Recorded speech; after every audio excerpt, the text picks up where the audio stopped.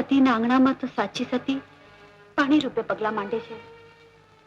જે વાસણમાં રાખો એ એનો આકાર, જે રંગમાં ફેરવો એ એનો રંગ. કાળી મજૂરી કરનારના જીવતર જીરવા સહેલા નથી. ત્યાં મખમલી ગાલીચા નહીં, પણ ભોંય પથારી પાથરવી પડશે. પડખામાં પ્રેમાળ પતિ હોય તો ભોંય પથારીમાં એ સ્વર્ગ ઉતરે છે. ત્યાં ભાત ભાતના ભોજન નહીં, પણ સૂકા રોટલાના બટકા મળશે. હોશે હોશે એકબીજાને જમાડવાની હૈયે હામ હશે તો એ અનાજની મીઠાશ પકવાન કરતા અટકેરી હોય. પહેરવા માટે હીર ચીર નહીં હોય.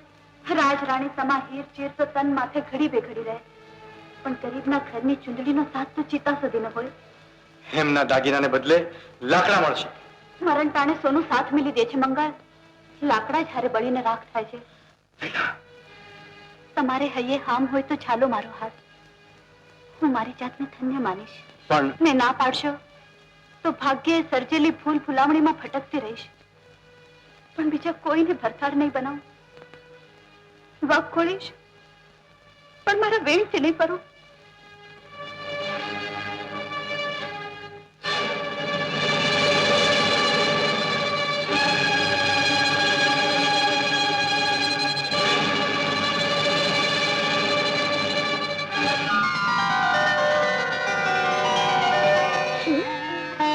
નગર શેઠની દીકરી વીણાના લગ્ન તારી હારે?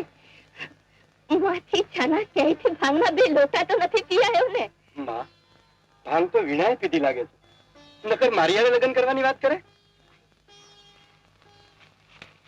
ક્યાં સવાર સાંજ સચવારીમાં સાચા મોતી મળે એવું એ ઘર,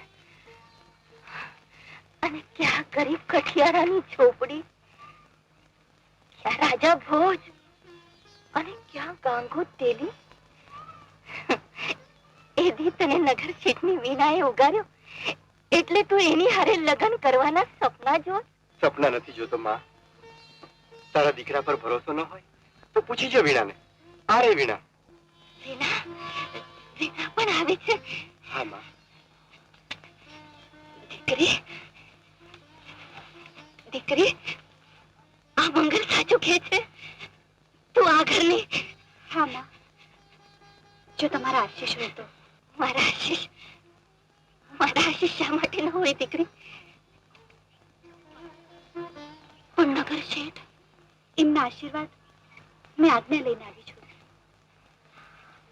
કાયમ માટે. કાયમ માટે? કાયમ માટે. પણ વિના દીકરી ઠીક ન કર મંગલની માં. લગન વગર વહુને ઘરમાં બેસાડીએ તો આપણું ખોયડું લાગે, આપનો કઠિયારા વાટ લાગે. સાચી વાત છે, સમજો? સાચી વાત છે. તારો દી જોઈ આપણે બેવના લગન કરશું. ત્યાં સુધી વીણા મારે ઘેર રહેશે. બસ મારે ત્યાં. હાલ દીકરી, કાકીને કન્યાદાન દેવાના બહુ પ્રકાશ.